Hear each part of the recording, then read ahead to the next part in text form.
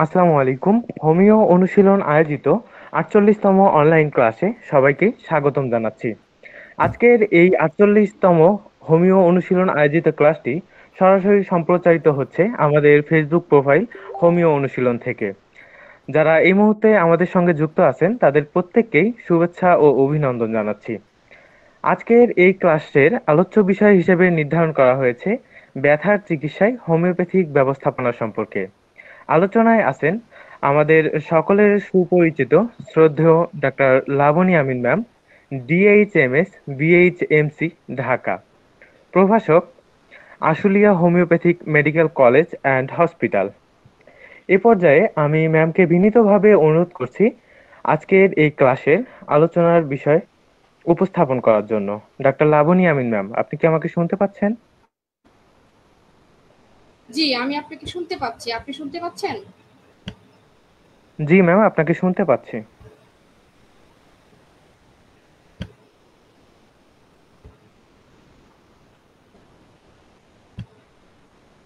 আসসালামু আলাইকুম।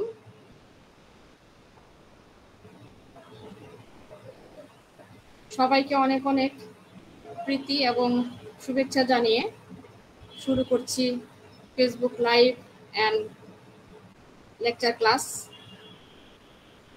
যারা কাছের এবং দূরের যে যেখানে বসে আজকে আমার এই ফেসবুক লাইভ প্রেজেন্টেশনটি দেখছেন, তাদের প্রতি রইল আবারও গভীর শ্রদ্ধা এবং শুভেচ্ছা।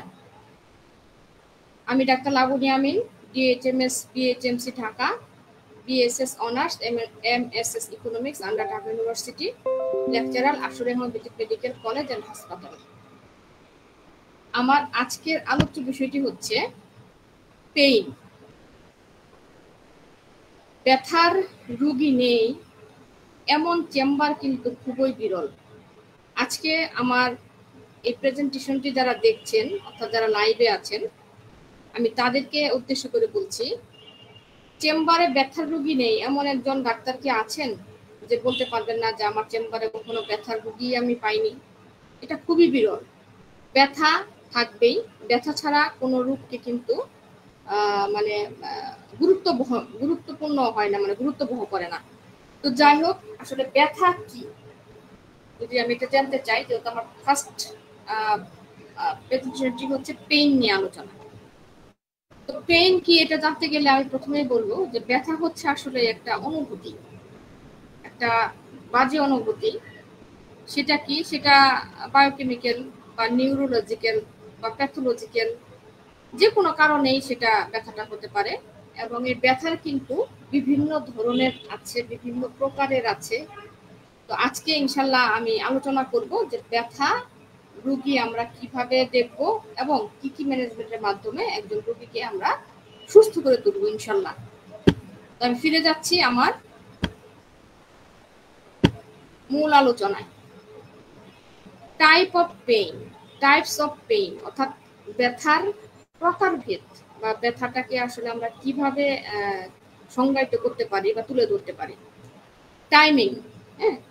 তো ব্যথা সাধারণত কয়েক প্রকারের হয়, যেমন কনস্ট্যান্ট পেইন অর্থাৎ এক নাগারে লাগাতার ব্যথা আছে। পেশেন্ট বলবে যে আমার যে ব্যথাটা পেইনটা হচ্ছে একদম একদম কনস্ট্যান্ট, হতেই আছে। রিকারেন্ট পেইন অর্থাৎ বারবার ঘুরে আসতেছে, পেন হচ্ছে, কমে যাচ্ছে, আবার আসছে, ব্যথাটা কোনোভাবেই সেটা মানে ভালো হচ্ছে না। অথবা এপিসোড পেইন অর্থাৎ যেটা ধারাবাহিক অনুযায়ী আসছে, যে সকালবেলা হচ্ছে, পরের দিন আবার সেই সকালবেলা, আবার সেই পরশুদিন, প্রতিদিন একই একটা নির্দিষ্ট টাইম অনুযায়ী আসছে, এটাকে আমরা সাধারণত এপিসোড পেইন বলি। প্যারোক্সিসমাল মানে কি? আবেশে আবেশে আগত, মানে এই ব্যথাটা হবে হবে হবে হবে ভাব, কিন্তু ব্যথা হচ্ছে না। আবার মনে হচ্ছে যে হবে হবে হবে হবে ভাব, কিন্তু হচ্ছে না, এটা। তারপর যেটা আসছে রেমিটেন্ট পেইন। রেমিটেন্ট পেইনটা কি? যে এটা হচ্ছে সবিরাম, মানে একটু বিরতি দেয়, আবার ব্যথাটা হয়, একটু একটু মনে হয় বিরতি বিরতি ফিল করি, আবার ব্যথাটা হয়।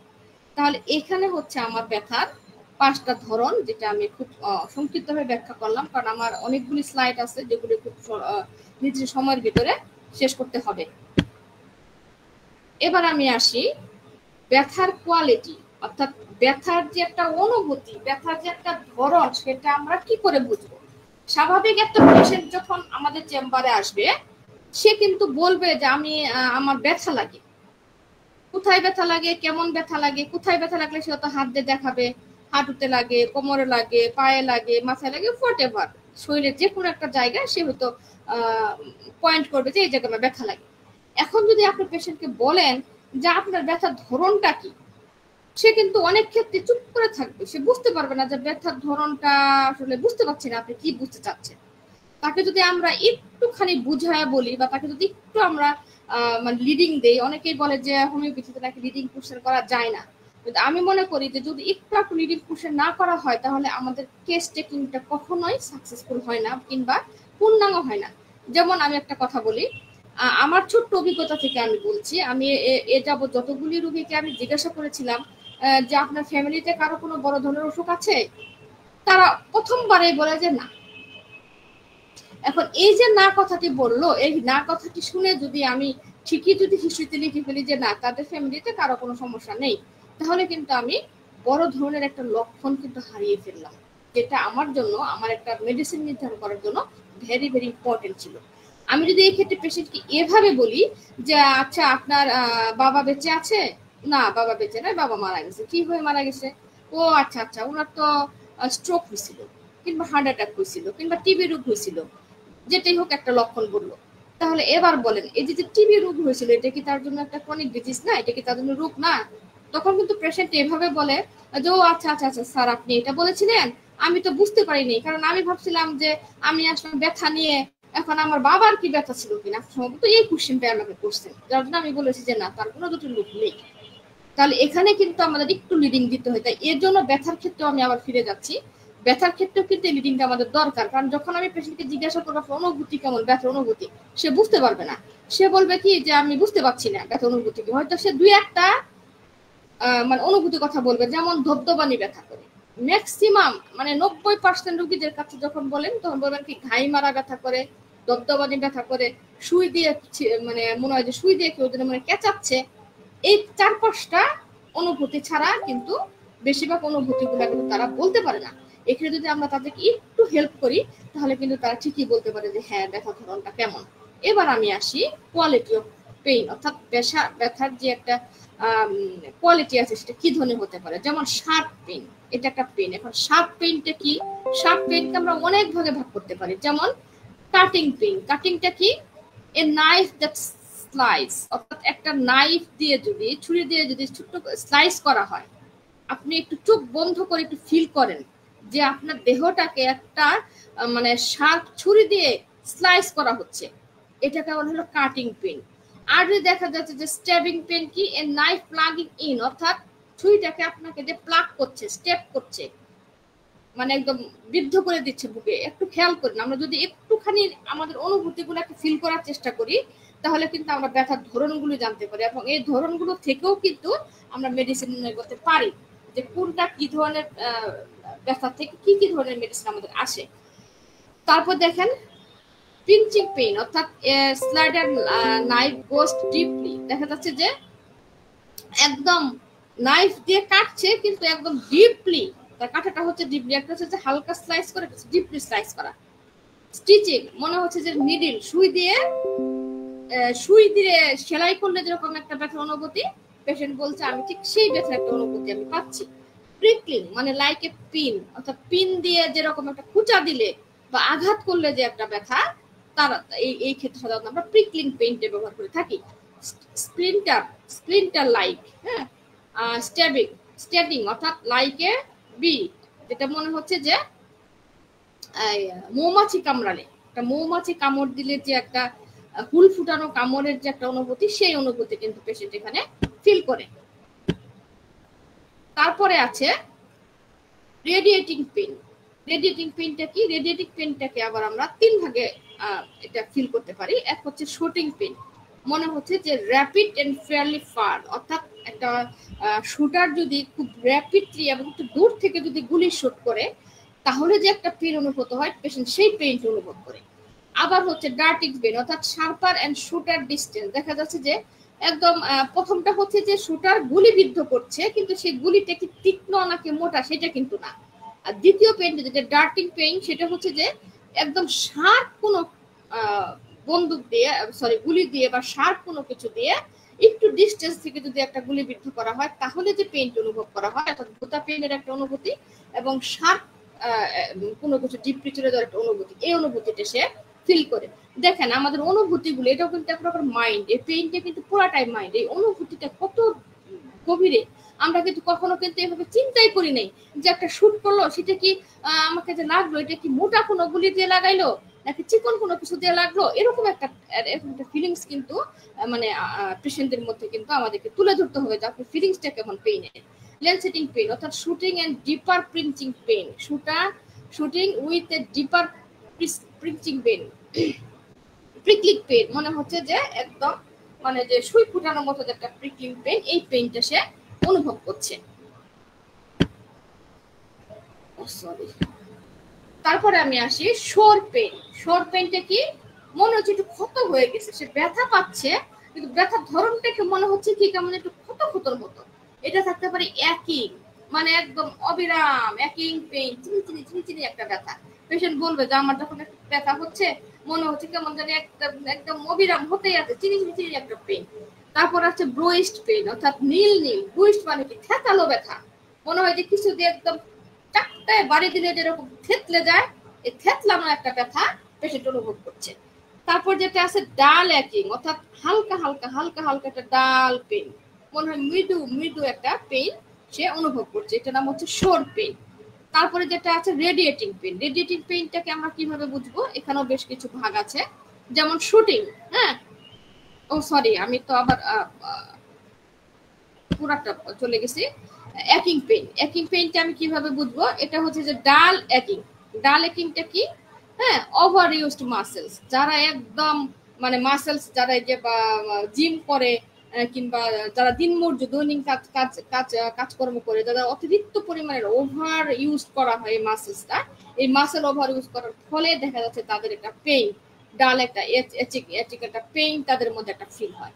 সে এখানে পেশেন্টে যখন আমরা পুরো কেস হিস্ট্রি নিব তখন কিন্তু পেশেন্ট বলে দিবে যে হ্যাঁ আমার এই জায়গাটা একটা ডাল পেইনের মতো একটা অনুভূতি হচ্ছে। তাহলে এটা গেল ডাল একিং। তারপর হচ্ছে শোরনেস, মানে কি স্লাইটলি শার্পার, দেখা যাচ্ছে যে একটা ক্ষত ব্যথা, হ্যাঁ ক্ষত ক্ষত একটা পেইন। পেশেন্ট বলবে যে আমি আমার যে পেইনটা এটা মনে হচ্ছে যে একদম ভিতরে মনের কোনো একটা ক্ষত হয়ে গেছে, একরকম একটা পেইন। ব্লুইস্ট পেইন, একদম ওই যে যেটা বললাম নীল নীলের মতো হয়ে যাবে, থেতলানো একটা ব্যথা সে অনুভব করবে। ইনস্ট্যান্ট অ্যাকিং অর্থাৎ আলসারেটিং টুথেক, যেরকম ওই যে যেটা আমি কি বলবো যে দাঁত ব্যথার মতো, দাঁত ব্যথা হলে কিন্তু দেখবেন যে এক ধরনের কিন্তু পেইন অনুভব হয়, হ্যাঁ এই পেইনটা পেশেন্টে ফিল করবে। তারপরে আমি আসি শুটিং পেইন। শুটিং মানে কি, ওই যে গুলি করে যেটা একটু আগে আমি শুটিং পেইনটাকে বললাম, সেটাকে এখানে আমার ফিলিংসটা এখানে আছে যে শুটিং পেইন। শুটিং পেইনটা কি, শুটিং পেইনের ভিতরে বেশ কিছু অনুভূতি আছে, যেমন রেডিয়েটিং পেইন। রেডিয়েটিং পেইনে কি মানে একদম রেড রেড রেড রেড রেড ছট ছট ছট ছট করে তার ব্যথাটা হচ্ছে। লেন্সেটিং পেইন মানে একদম বল্লম দিয়ে যেরকম মারলে যেরকম হয় সেরকম একটা পেইন। বোরিং পেইন মানে হচ্ছে যে গর্ত করার মতো ব্যথা, কোনো কিছু দিয়ে গর্ত করলে যেরকম একটা পেইন অনুভূতি হয় সেরকম একটা ব্যথা। ডিগিং পেইন মানে কি খনন করার মতো ব্যথা, কোদাল দিয়ে তারপরে কোনো কাঁচি দিয়ে যদি আমরা কোনো মাটিকে খনন করি যেরকম একটা ফিলিংস অনুভূতি হয়, যে মনে হয় আপনার শরীরে যদি কি এরকম একটা মানে কোদাল দিয়ে মনে হয় মারছে বা তুলছে, এই একটা পেইন সে অনুভব করে। ড্রয়িং পেইন মানে কি টেনে ধরার মতো ব্যথা, মনে হচ্ছে যে একদম কেউ যেন মনে হয় আমাকে একদম টেনে ধরে আসছে, আমার যখন ব্যথা পাই তখন মনে হচ্ছে যে আমার ব্যথাটা এরকম টেনে ধরার মতো একটা ব্যথা। পুলিং পেইন মানে হচ্ছে ধাক্কা দেওয়ার মতো ব্যথা, মনে হচ্ছে আমাকে কেউ যেন ধাক্কা দিচ্ছে, ব্যথাটা খুব ধাক্কা ধাক্কার মতো একটা অনুভূতি। তাহলে দেখেন অনুভূতি কিন্তু এখানে অনেক অনুভূতি আছে। তারপর যেটা আছে স্পাজমোটিক পেইন। স্পাজমোটিক কি, একটু মানে স্পাজম করে, মানে একটু পর পর পর পর লাফিয়ে উঠে, এটা হচ্ছে স্পাজমোটিক পেইন। স্পাজমোটিক পেইনের আবার তিনটে ফিলিংস, একটা হচ্ছে ক্র্যাম্পিং পেইন। ক্র্যাম্পিং মানে একদম ক্র্যাম্প, এটা আমরা বুঝি যে একদম মনে হয় যে আটকে গেছে ব্যথাটা, একদম মনে হয় গায়ের সাথে আটকে গেছে, হ্যাঁ একদম পেইনটা এরকম। Grabbing pain, jerking pain. Jerking pain মনে হচ্ছে যে ঝাঁকি দিয়ে উঠেছে এরকম একটা পেইন, যে ঝাঁকির মতো যেরকম একটা পেইন থাকে, এই ঝাঁকি দেওয়ার মতো একটা ব্যথা সে অনুভব করছে। স্টিফ পেইন, স্টিফ পেইন কি? মনে হচ্ছে যে একদম ঘাড়ের সাথে আমরা বলি না যে একদম স্টিফ হয়ে গেছি, মানে কি একদম আড়ষ্ট হয়ে গেছে ঘাড়টা। হ্যাঁ, কন্ট্রাক্টিভ পেইন মানে একদম চেপে ধরার মতো পেইন, চেপে ধরার মতো পেইন। ব্যান্ড লাইন পেইন মানে যে একদম যে ব্যান্ড করলে যেরকম মানে একটু ভাঁজ করলে, দিবাজ হইলে বা ভাঁজ করলে মনে হয় যে কোনো কিছুতে ভাঁজ করলে যেরকম একটা মুড়ানো মুড়ানো ব্যথা অনুভূতি হয়, পেশেন্ট বলবে যে আমি ঠিক ঠিক ওরকম একটা পেইন এখানে আমি অনুভব করছি।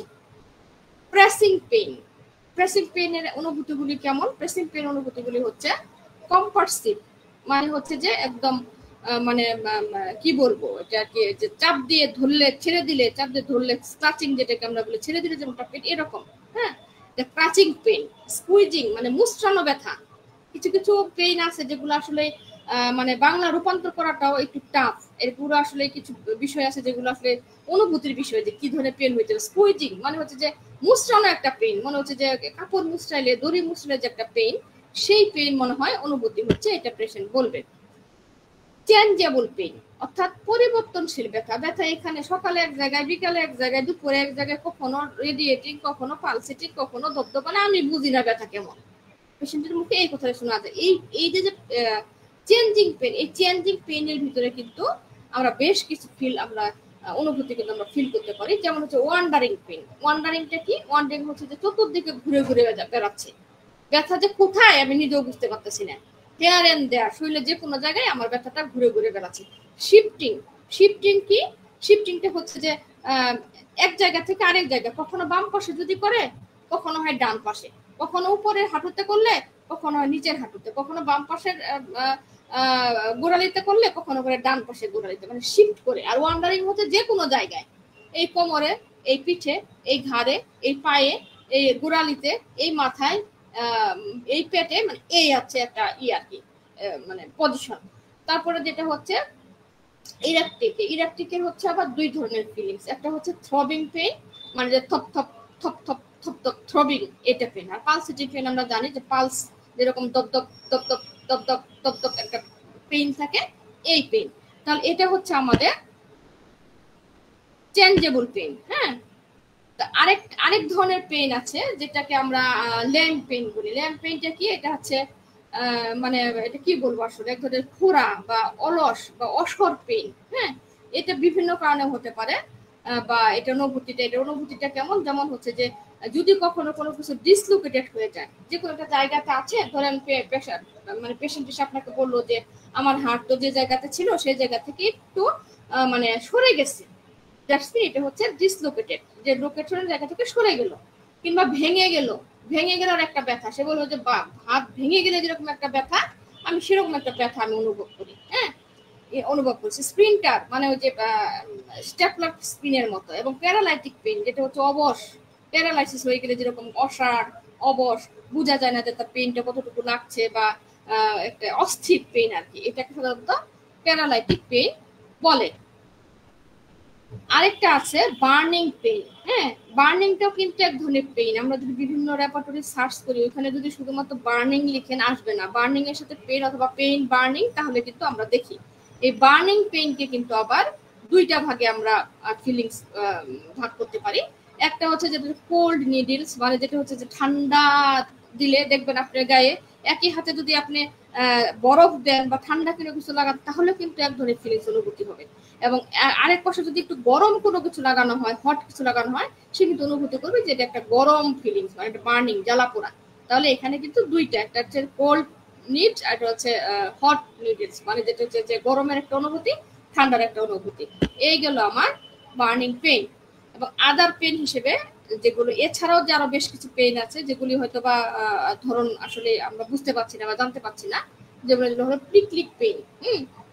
Pinching pain. পিঞ্চিং পেইনটা কি? একদম যে সুয়ের মতো পিঞ্চ করে, পাঞ্চ করে যেটাকে আমরা, হ্যাঁ, পিঞ্চিং পেইন। টিয়ারিং পেইন মানে হচ্ছে যে একদম মানে কি বলবো আর কি, টেনে ফেলার মতো ব্যথা, মানে দুই দিকেই স্প্রিং এর মতো, যেরকম স্প্রিং ছেড়ে দিলে যেরকম ব্যথাটা একটু ই করে, ঠিক সেরকম টিয়ারিং পেইন। আর নোয়িং পেইন, নোয়িং পেইন হইতেছে যে ওই ইঁদুর বাদুরে কাটলে যে যেরকম একটা মানে অসাড় অসাড় পেইন অনুভূতি হয়, ঠিক সেই পেইনটা হচ্ছে নোয়িং পেইন। এইবার আমি আসি ক্যাটাগরিয়াল ট্রিটমেন্ট। এতক্ষণ যা পড়িয়েছি শুধুমাত্র ব্যথার ধরন। হ্যাঁ, এটা সাধারণত আমরা পেশেন্টদের কাছ থেকে জেনে নিব যে কিভাবে তার ব্যথার ধরনটা কিভাবে হয় এই ধরন অনুযায়ী। এখন আমি আসি ক্যাটাগরি এবং ট্রিটমেন্ট, অর্থাৎ কিভাবে আমরা এই ব্যথার ট্রিটমেন্ট করব। আমরা এখানে একটু খেয়াল করি এই প্রেজেন্টেশনটা কাইন্ডলি আজকে যারা আমার এই লাইভ প্রোগ্রামে আছেন তাদের সবাইকে উদ্দেশ্য করে বলছি, যারা অনেক দূর দূরান্ত থেকে আমার এই প্রোগ্রামটি দেখছেন। দেখেন আমরা কি জানি, আমরা জানি যে কোনো ব্যথাতেই প্রথমে আমাকে আর্নিকা ব্যবহার করতে হবে, অবশ্যই মাস্ট বি। যে কোনো ব্যথাতে আমরা প্রথমে আর্নিকা ব্যবহার করব, কিন্তু এরপরে যদি তার কাজ না হয় বিভিন্ন অর্গান ভিত্তিতে কিন্তু আমরা বিভিন্ন ধরনের রেমেডি ব্যবহার করতে পারি। এখানে এটা জাস্ট আমার একটা বই, আমি বইয়ের থেকে পিকচারটা এনে এখানে দিয়েছি, এই জন্য আমি আন্তরিকভাবে দুঃখিত যে একটা বই থেকে আপনাদেরকে দেখানো হচ্ছে। আর আজকের ক্লাসটা সম্পর্কে আমি আগেই বলে নিচ্ছি, আজকের ক্লাসটা ধরতে পারেন একটু থেরাপিউটিক ক্লাস। এখন বলতে পারেন যে ম্যাডাম তাহলে কি সিমটম নিব না? অবশ্যই নিবেন, সিমটম তো অবশ্যই নিব আমরা। সিমটম ছাড়া আমরা যদি কেস টেকিং ছাড়া রুগী দেখি তাহলে কিন্তু আমাদের হবে না। এখন দেখা গেল আপনার চেম্বারে একজন পেশেন্ট আসলো, পেশেন্টের তার ব্যথা আছে, তার এমন কিছু ব্যথা যেগুলো আপনাকে তাৎক্ষণিক তাকে ভালো করে দিতে হবে। হ্যাঁ, তখন কিন্তু পেশেন্ট আপনাকে সময় দিবে না। আপনি অবশ্যই তার ওভারঅল নিচ্ছেন, কিন্তু আপনি মুহূর্তের মধ্যে বা একটু অল্প সময় নিয়ে হইলেও তার ব্যথাটাকে কিন্তু আগে আমাদের উদ্দেশ্য হচ্ছে যে তাকে জেন্টেলি এবং স্মুথলি তার ব্যথাটাকে আমরা আগে কিউর করি। দেন তারপরে আমরা তার পাতায় পাতায় যা কেস্টিং লাগে নিয়ে আমরা তাকে মাইজমেটিক ধরে আমরা একটা মেডিসিন তাকে দিব, যেন এই ব্যথাটা যেন আর বারবার ব্যাক না করে। তাহলে দেখেন এবার যদি আমরা ব্যথার ক্ষেত্রে জানি, আমরা সবাই জানি যে ব্যথা হচ্ছে আর্নিকা হচ্ছে ফার্স্ট, অর্থাৎ first use in all cases of injury, অর্থাৎ যে কোনো ইনজুরির ক্ষেত্রে arnica is the best remedy. কিন্তু দেখেন ইনজুরিটা যদি ঠিক মাথার এই জায়গাতে হয়, এখনকার প্রেজেন্টেশনটা কিন্তু আমাদেরকে দেখতে হবে। দেখেন আমার কার্সরটা দেখা যাচ্ছে কিনা, ফেসবুকে দেখা যাচ্ছে কিনা আমি জানি না। এই যে দেখেন এই জায়গাতে দেওয়া আছে ইনজুরি। হ্যাঁ, এই মাথার এই জায়গাতে যদি কেউ কোনো ব্যথার আঘাত পায়, যদি আর্নিকাতে কাজ না হয়, তাহলে আমরা অবশ্যই হাইপেরিকাম দিব। তারপরে আপনারা আসেন হিট স্ট্রোক। এখন এই যে কিছুদিন আগেও কিন্তু প্রচুর গরম ছিল, গরমে কিন্তু একদম মানে অনেকেই মানে হয়ে গেছে, একদম অসহ্য হয়ে গেছে। এই গরমে যদি কখনো কারো হিট স্ট্রোক হয়, সেক্ষেত্রে কিন্তু আমরা বেলাডোনা প্রয়োগ করব।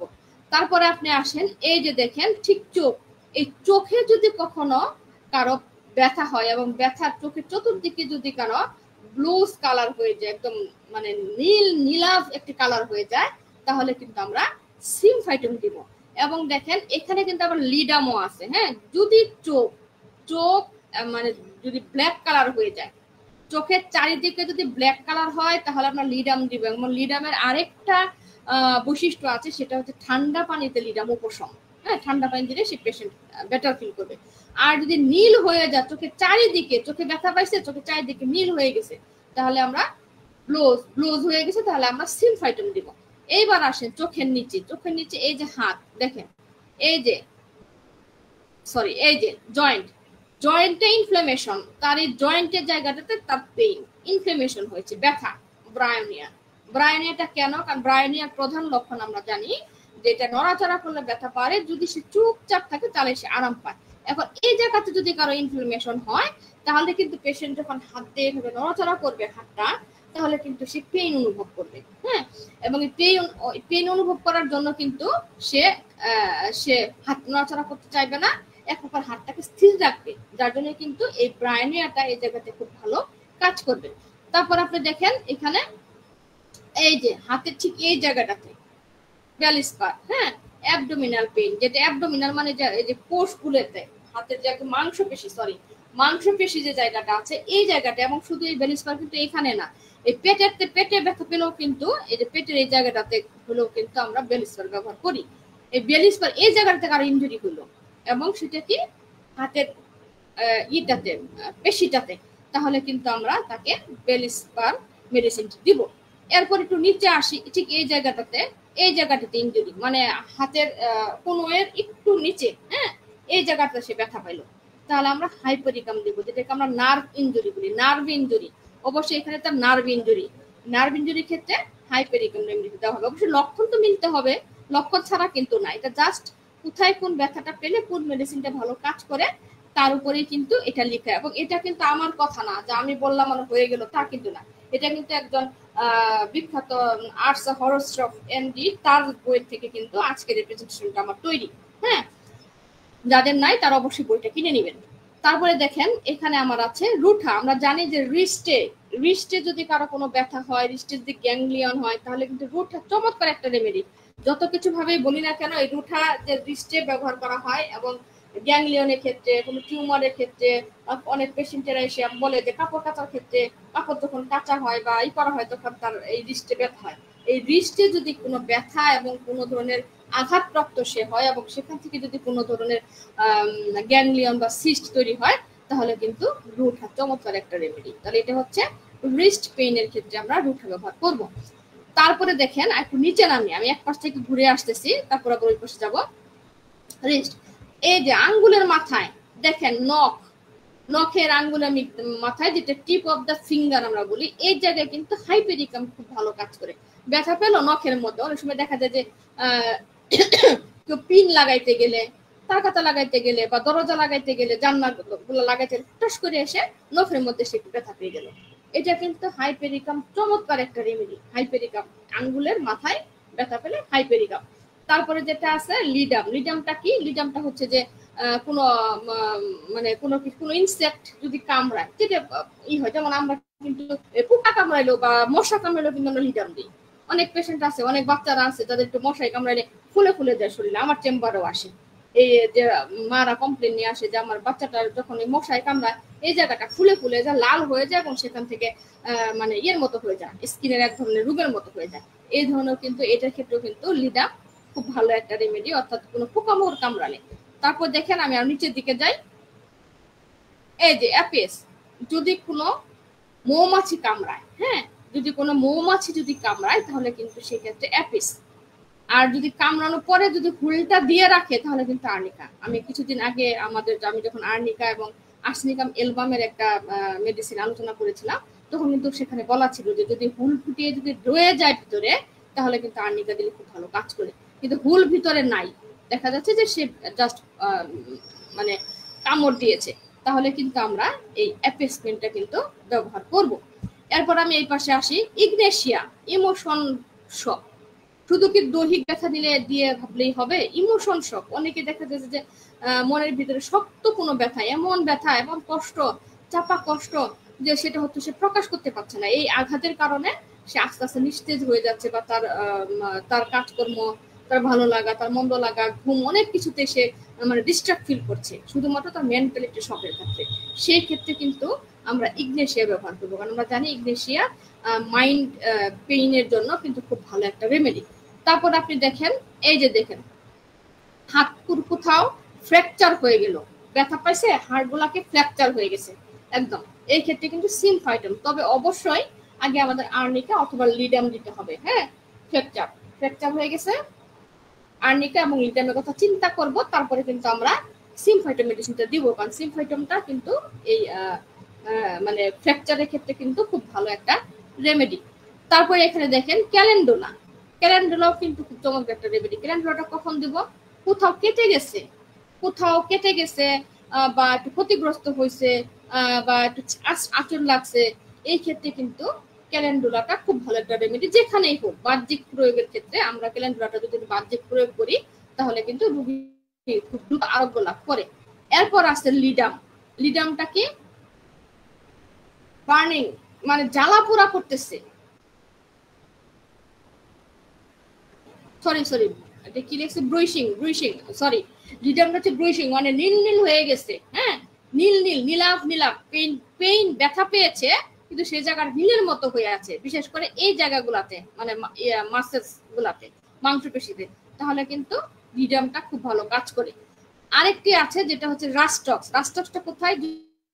যদি কেউ লিগামেন্ট ইনজুরি হয়, এবং এটা বিশেষ করে আমরা পাবো যে যখন দেখবো যে কোনো প্যাথোলজিক্যাল টেস্ট আপনার কাছে আসে, এবং প্যাথোলজিক্যাল টেস্ট যদি দেওয়া থাকে যে তার লিগামেন্টে ছিঁড়ে গেছে, বা লিগামেন্ট ইনফ্লামেশন হয়েছে, বা লিগামেন্ট কোনো কারণে ক্ষতিগ্রস্ত হয়েছে, ইনজুরি হয়েছে, এই ক্ষেত্রে কিন্তু রাস্টক্স খুব ভালো কাজ করে। এবং রাস্টক্সের কাজটাই কিন্তু হচ্ছে আমরা হাঁটুতে এবং ভারী কোনো কিছু তুলতে গেলে, কারো হাত ব্যথা লাগে বা মস্কে যায়, ওভার ওয়েটিং কোনো কাজ, মানে একদম ওভার ওয়ার্ক করেছেন কোনো কিছু, এই ক্ষেত্রে কিন্তু রাস্টক্স খুব ভালো একটা রেমেডি।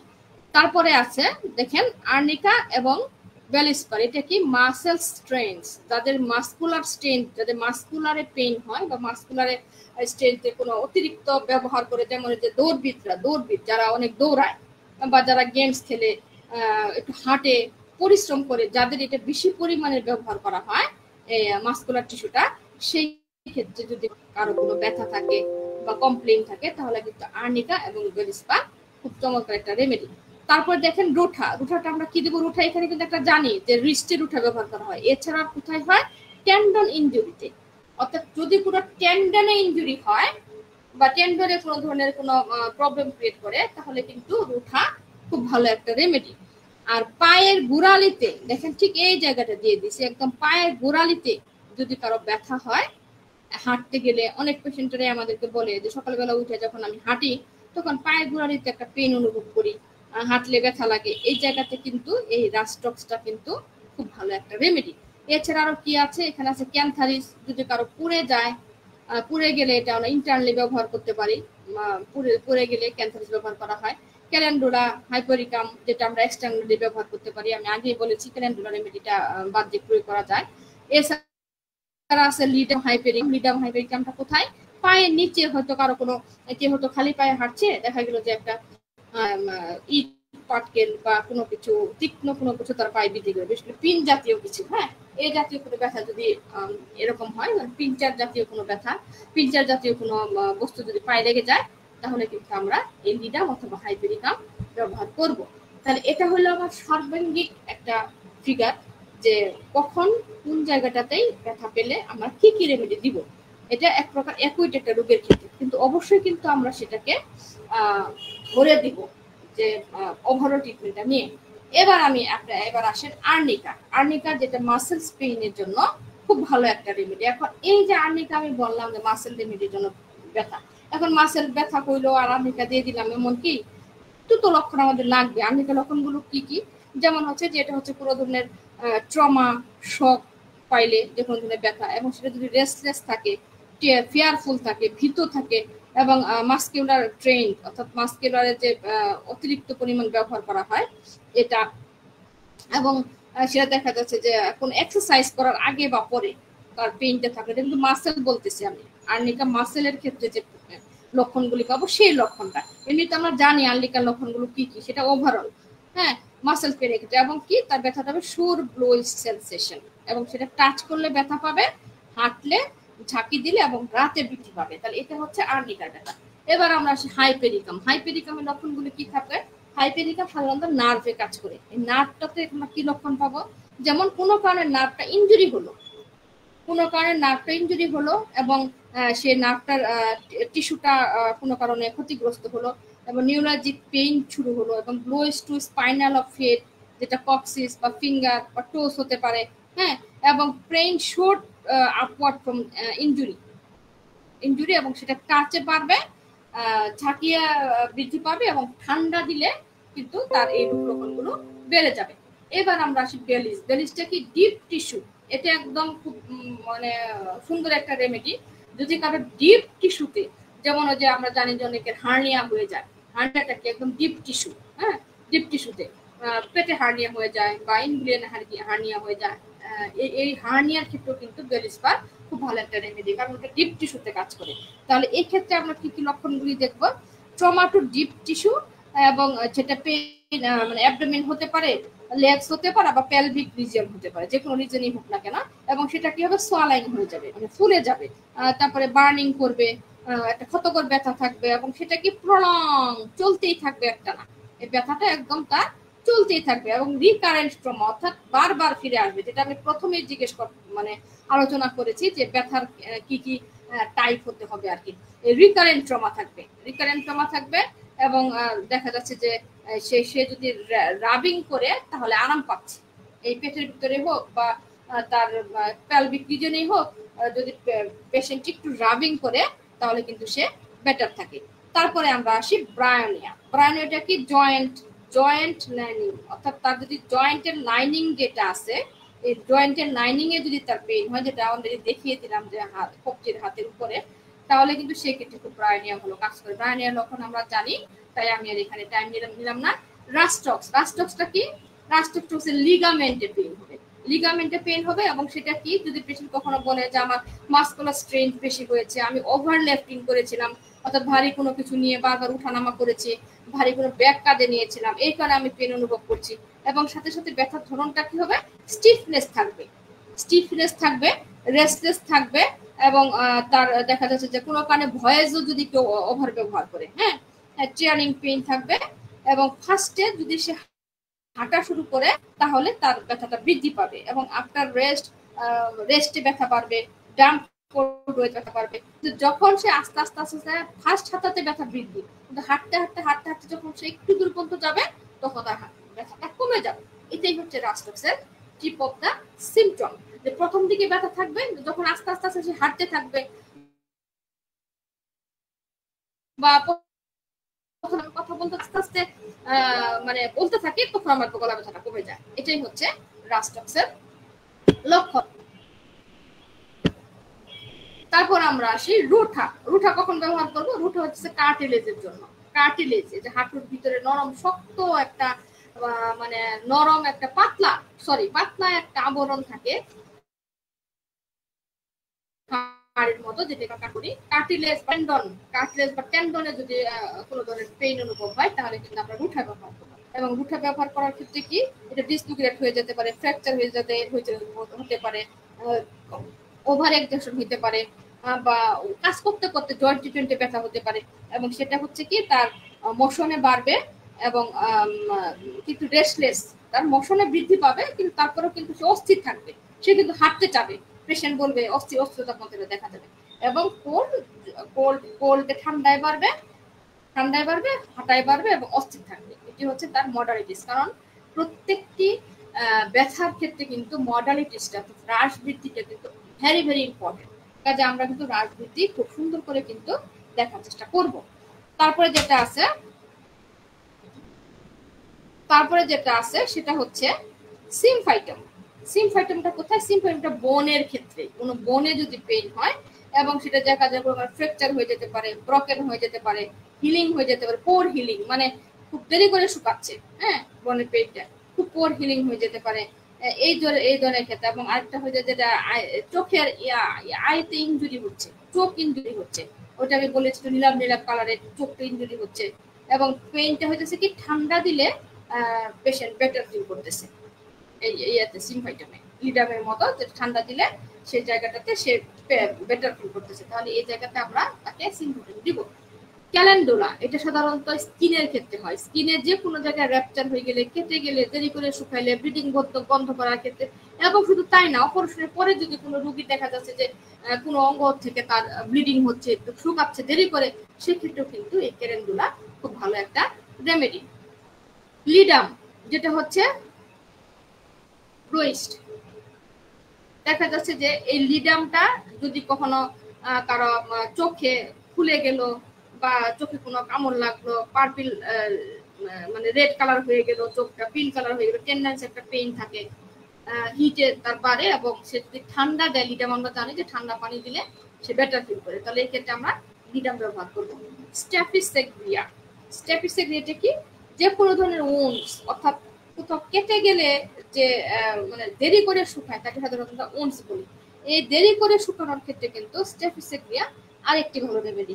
এবং আমরা আরেকটা জানি যে সার্জারি করার পরের থেকে যদি কারো কোনো সমস্যা হয়, যেমন বাচ্চাদের নাভি কাটার সময় দেখা গেছে যে হয়তো কোনো ধারালো অস্ত্রতে কাটছে, নাভিটা কাটার পরে বাচ্চার সেই নাভিটা কোনো ফুলে আসে, বা কোনো কারণে নাভি পড়তেছে না, বা ওখান থেকে একটা সমস্যা দেখা যাচ্ছে, তাহলে কিন্তু এই স্ট্যাফিসেগ্রিয়া খুব ভালো একটা রেমেডি। এইবারে আরো আছে যেটা হলো নেকটাম সাল্ভ। নেকটাম সাল্ভটা কি? মাথার ইনজুরি, আমরা জানি এটা নেকটাম সাল্ভটা মাথার ইনজুরি ক্ষেত্রে ব্যবহার করবো। এবং সেটা কি হবে? যে কোনো ধরনের ইফেক্ট ব্রেন এবং হেড, মাথায় এবং ব্রেনে ব্যথা এবং এপিলেপসি, মানে খিচুনি হবে, পেশেন্ট খিচুনি হতে পারে, মাথা এবং ব্রেনে তার ব্যথা থাকতে পারে, ইরিটেবল হয়ে যাবে, তার রেস্টে বাড়বে এবং মোশন এন্ড গ্রাবিং এ সে বেটার ফিল করবে। আমি খুব শর্ট করে পড়ে যাচ্ছি কারণ আমার অনেকগুলো স্লাইড আছে, যেহেতু সময় খুব অল্প, আপনারা হয়তো অধৈর্য হয়ে যেতে পারেন, এই জন্য আমি এখানে একটু স্কিপ করে যাচ্ছি, শুধু মেন কথাগুলো এখানে আমি তুলে ধরছি। রেস্টে তার বৃদ্ধি পাবে এবং মোশন এবং রাবিং এ সে বেটার ফিল করবে। তাহলে এটা হচ্ছে আমাদের হচ্ছে নেকটাম সাব। তারপরে আছে অ্যাকোনাইট। অ্যাকোনাইটাম কি? যদি কারো চোখ সার্জারি করা হয়, চোখ সার্জারি করার পরে সে পেন অনুভব করে, সেই ক্ষেত্রে কিন্তু এই অ্যাকোনাইটাম খুব ভালো একটা রেমেডি। এবং তার সাথে কি থাকবে? অস্থিরতা থাকবে, শক থাকবে, বিশেষ করে অপারেশন নিয়ে সে ভয় পাবে প্রচন্ড। এবং আমি শুনেছিলাম আমাদের শ্রদ্ধেয় ARM তামিল স্যারের কাছে, উনি একটা লেকচারে বলেছিল যে আমার তো এমনও হয়, যেহেতু উনি নেলিপিটি ডাক্তার, কনভার্টেড হোমিওপ্যাথ, উনি বলেছিল যে উনি যখন দেখতেছিলেন যে কোনো পেশেন্টের হয়তো সার্জিক্যাল কোনো বিষয় নিয়ে তার ভিতরে ভয় কাজ করছে, তখন নাকি উনি অ্যাকোনাইট নেপেলাস মেডিসিনটা দিয়ে ওনাকে খুব ভালো রেজাল্ট পেয়েছেন। দেখা গেছে যে না, তার ভিতরে সে যে একটা ভয় ছিল সার্জিক্যাল নিয়ে, এই ভয়টা কিন্তু তার মধ্যে থাকে না। তাহলে এটাও কিন্তু আমাদের একটা চমকের একটা রেমেডি।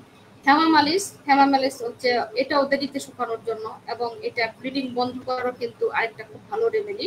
যদি আমরা জানি যে কারো ব্লিডিং যদি একটু কালচে কালচে রঙের হয়, হ্যাঁ, এটা এবং এটা কি হচ্ছে, এটা হচ্ছে ভেইনে ইনজুরি হয়, ভেইন বা হ্যামোরেজ হবে, একটু ব্লুইশ কালার, এবং কারো ওভারি, কারো আই এবং ভেইনে যদি কোনো ধরনের ইনজুরি হয়, এবং এই যে ব্লিডিংটাকে স্টপ করতে এবং পেইনটাকে রিকভার করতে কিন্তু এই হ্যামামেলিস খুব ভালো একটা রেমেডি। তারপরে আছে মিলিফোনিয়ামটাও মানে হ্যামারেজের জন্য, অর্থাৎ প্রচুর পরিমাণে ব্লিডিংটা কমানোর ক্ষেত্রেও কিন্তু মিলিফোনিয়াম আরেকটি রেমেডি। কিন্তু এই মিলিফোনিয়ামের রেড কালারটা হবে রেড কালার, মানে তার যে ব্লাডের কালারটা হবে রেড কালার হবে। এবং দেখা গেছে তার লাং, ব্লাড আর নোজ, যে কোনো জায়গা থেকে যদি কখনো তার ব্লাড আসে, রেড কালারের ব্লাড আসে, এবং প্রচুর পরিমাণ ওভার এক্সেশন করলে, বা সার্জারি করলে, বা চাইল্ড বার্থ, এই ধরনের ক্ষেত্রে যদি আমরা তাদেরকে ব্লাডটাকে মানে থামাইতে চাই, তাহলে কিন্তু এই মিলিফোনিয়াম খুব ভালো একটা রেমেডি। এইবার আমি আসি আরেকটা প্রেজেন্টেশন নিয়ে, সেটা হচ্ছে আমাদের এই স্পাইনাল পেইন। আমি এতক্ষণ যেটা দেখিয়েছি সেটা তো আমার ওভারঅল পেইন। এখন অনেক রুগী আছে যারা আমাদের কাছে স্পাইনাল পেইন নিয়ে আসে, স্পাইনাল কোডে পেইন। অনেক রুগী যারা নিত্য নতুন প্র্যাকটিস করেন বা যারা করে আসছেন, তারাও হয়তো আপনাদের চেম্বারে দেখে থাকবেন যে অনেক স্পাইনালের পেশেন্ট কিন্তু আমরা পাই। যেমন স্পাইনাল কর্ড কিন্তু সাধারণত 33টা কর্ড নিয়ে সাধারণত স্পাইনাল কর্ড, এটা আমরা জানি। তার মধ্যে সার্ভাইকাল স্পাইন হচ্ছে 7টা, থোরাসিক স্পাইন হচ্ছে 12টা, লাম্বার স্পাইন হচ্ছে 5টা, স্যাক্রাম স্পাইন হচ্ছে 5টা, এবং কক্সিস হচ্ছে 5টা। তো এই নিয়ে কিন্তু আমাদের এই মানে 33টা স্পাইনাল কর্ড কিন্তু সৃষ্টি। এখন আমি আসি যে কি কি ক্ষেত্রে আমরা এই স্পাইনাল রেমেডিগুলি ব্যবহার করবো, মানে স্পাইনাল কর্ডে কোনো প্রবলেম হলে কি কি রেমেডিতে যাবে। যেমন দেখেন সার্ভাইকাল স্পাইন, যদি কারো সার্ভাইকাল স্পাইন তো 7টা আমরা জানি, এই 7টা সার্ভাইকাল স্পাইনে যদি কারো প্রবলেম থাকে, তাহলে কিন্তু এই যে জেলসিমিয়াম, তারপরে জেলসিমিয়াম, লেন্থেসিনস, লেকনেন্থেস, তারপরে আপনার ক্যালিফস, কস্টিকাম এবং কোলোসেন্থিস, এই রেমেডিগুলি কিন্তু খুব ভালো কাজ করে এই যাদের যে সার্ভাইকাল স্পাইনের যদি কোনো প্রবলেম, সেই ক্ষেত্রে আমরা এগুলোর ম্যাথমেটিকা জানি, আমরা করে নিব। সময় সংক্ষিপ্ত করার কারণে আমি একটু টান নিচ্ছি। তারপরে এবার আসি আমি থোরাসিক স্পাইন। দেখেন থোরাসিক স্পাইন কিন্তু 12টা, এটা আমরা জানি থোরাসিক স্পাইন। আমি পাশে কিন্তু একটা ফিগার দিয়েছি আপনাদের বোঝার সুবিধার জন্য। এই থোরাসিক স্পাইনে কারো যদি দেখা যাচ্ছে যে T1 এবং T2 এই স্পাইনটাতে কোনো প্রবলেম হতে পারে, সেটা ডিক বাল্জ হতে পারে, ডিক প্রলেপস, বা কোনো কারণে একটু সরে গেছে, হ্যাঁ। আমি কিন্তু বারবার বলতেছি যে আমার আজকের প্রেজেন্টেশনটা কিন্তু শুধুমাত্র অ্যাকুইটদের জন্য। আমরা কিন্তু অবশ্যই তাকে ওভারঅল সিমটম নিয়ে আমরা তাকে ট্রিটমেন্ট করব, কিন্তু সাময়িকভাবে এটা থেরাপিউটিক বলতে পারেন। থেরাপিউটিক ট্রিটমেন্টের জন্য কিন্তু আমার এই আজকের প্রেজেন্টেশনটা। তা না হলে অনেকে বলতে পারেন যে লক্ষণে যদি লাগে, তাহলে যদি একটার উপরে ভিত্তি করে মেডিসিন দেওয়া যায়, তাহলে আমরা কেন টেস্টিং করবো? না, এটা সম্পূর্ণ ভুল ধারণা। আমরা অবশ্যই ওভারঅল টেস্টিং নিয়ে তবে পেশেন্টকে মেডিসিন দিব। কিন্তু ব্যথা যেহেতু একটা বিশাল ব্যাপার, ব্যথাটাকে সাময়িকভাবে আরোগ্য করার জন্য এটা একটা থেরাপিউটিক পদ্ধতি, যার কারণে আমি এই কথাটা বারবার উল্লেখ করছি। তাহলে স্পাইনাল নং স্পাইনে যদি T1 T2 অর্থাৎ থোরাসিক্স 1 এবং থোরাসিক্স 2 তে যদি কারো প্রবলেম হয়, এই যে এটা আমার কার্সরটা দেখা যাচ্ছে কিনা আমি জানি না, T1 এবং T2 এই দুইটা জায়গার ভিতরে বা দুইটা এই যে স্পাইনে যদি কারো প্রবলেম থাকে তাহলে কিন্তু আমরা সিমিসি ফিঙ্গার ব্যবহার করতে পারি। এরপর আসেন যদি T1 T4 এই T1 এবং এই T4 এই দুইটা জায়গায় যদি কারো কোনো ডিস্ক বাল্ব বা প্রবলেম থাকে তাহলে কোলোসেন্থিস একটা ভালো রেমেডি।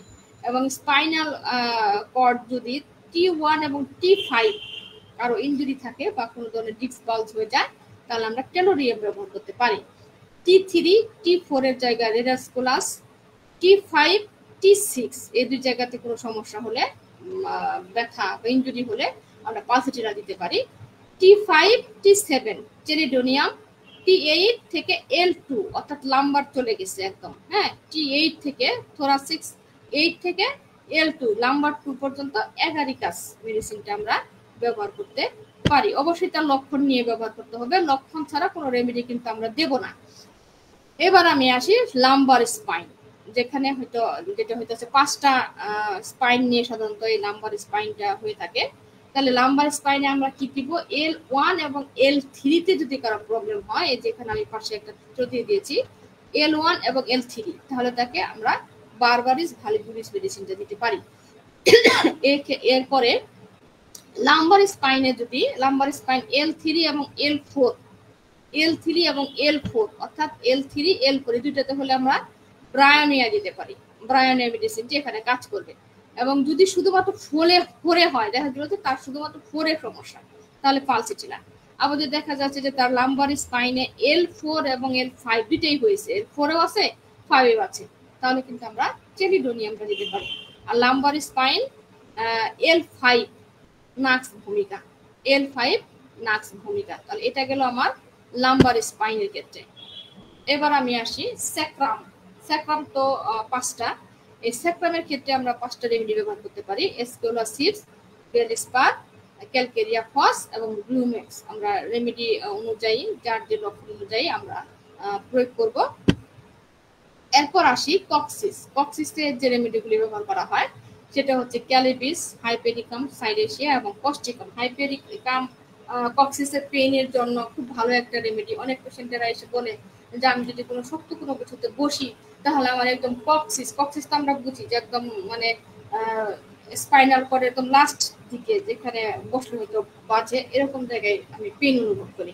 এটা কিন্তু হাইপেরিকামের খুব ভালো একটা লক্ষণ, এবং হাইপেরিকাম দিলে কিন্তু পেশেন্ট ইনশাল্লাহ খুব দ্রুত আরোগ্য হওয়ার চেষ্টা করে। তাহলে আমরা কিন্তু প্রত্যেকটি রেমেডি অবশ্যই লক্ষণ বুঝে তারপরে কিন্তু আমরা প্রয়োগ করার চেষ্টা করব ইনশাল্লাহ। তো আজকের মতো আমি আমার প্রেজেন্টেশনটি এখানে শেষ করছি।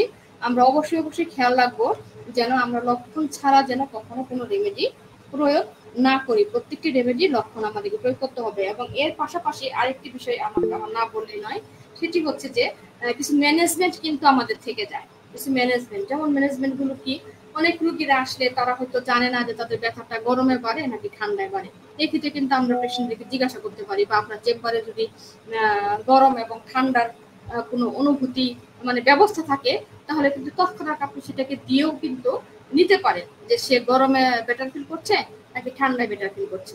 আবার দেখা যাচ্ছে যে অনেক ধরনের, যেমন স্পাইনাল কর্ডে যাদের সমস্যা, স্পাইনালের সমস্যা, এদের দেখা যাচ্ছে একটানা অনেকক্ষণ বসে হয়তো ল্যাপটপ চালাচ্ছে বা চেয়ারে অনেকক্ষণ বসে আছে, যাদের বসে থাকার কাজ, যারা এক্সিকিউটিভ সার্ভিস দেন আর কি।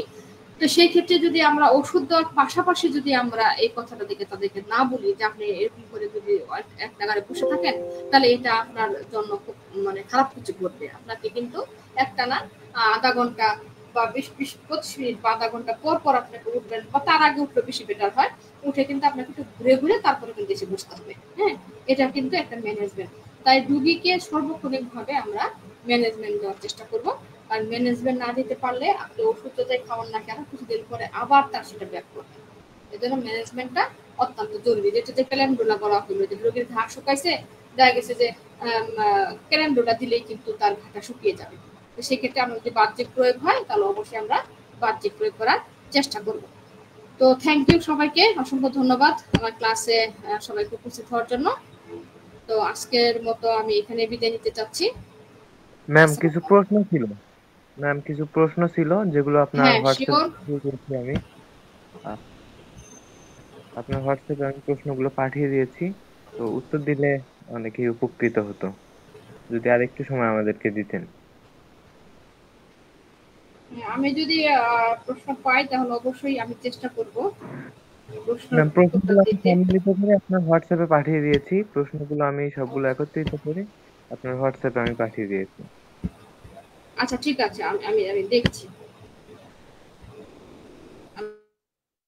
আমি দেখছি চোখের ব্যথার বেলায় আমরা কোন কোন মেডিসিনের বেশি গুরুত্ব দিব করব, এটা আলোচনা থাকলে ভালো হয়।